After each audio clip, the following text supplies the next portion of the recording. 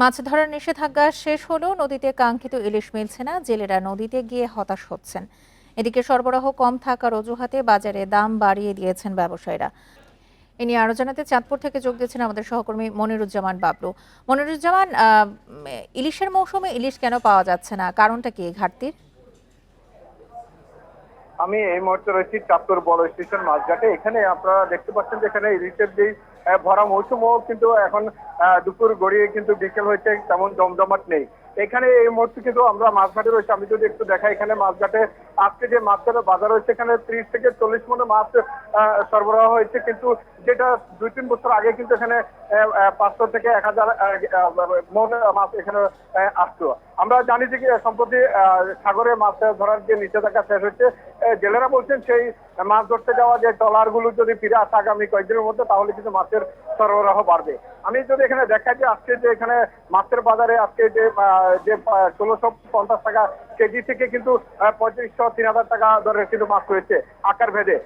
এই মাছ বিক্রির পিছনে কিন্তু ব্যবসায়ীরা এবং জেলেরা যেটি বলছেন যে তাদের বর্তমানে যে দাদনে লাগানো রয়েছে কয়েক কোটি টাকা, সেই খরচ কিন্তু তাদের পুষে উঠছে না। যদিও সম্প্রতি জেলা প্রশাসন থেকে মাছের মূল্য নির্ধারণের জন্য একটি চিঠি মন্ত্রণালয়ে পাঠানো হয়েছে, পানি সম্পদ এবং মৎস্য মন্ত্রণালয়ে। সেই ক্ষেত্রে কিন্তু ব্যবসায়ীরা বলছেন যে মাছের যে তাদের যে উৎপাদন খরচ না হলেও তাদের যে ব্যয় খরচ রয়েছে সেটি অত্যন্ত ব্যয়বহুল।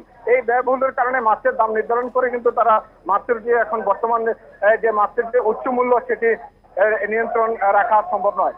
মাছের এই উৎপাদন ক্ষমতার যদি উৎপাদন বৃদ্ধি করতে হয়, তাহলে যে জাটকার যে সময় রয়েছে, জাটকার সময় কিছু অসাধু চক্র জাটকা নিধন করাকে মূল দায়ী করছেন এখানকার জেলে এবং ব্যবসায়ীরা।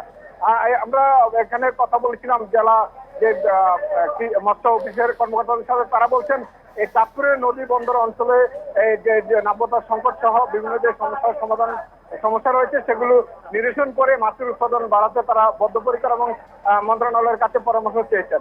আমরা জানি ইলিশের পাশাপাশি এখানে বর্তমানে আগামীতে যেন পাঙ্গাস এবং পোয়া মাছের চাষাবাদ এবং উৎপাদন বেশি হয়, সেই ক্ষেত্রে মন্ত্রণালয়ের কাছে একটি বাবলু, আমরাও আশা করছি ইলিশের সংকট হয়তো দ্রুতই কেটে যাবে। চাঁদপুর থেকে জানাচ্ছিলেন আমাদের সহকর্মী মনিরুজ্জামান বাবলু।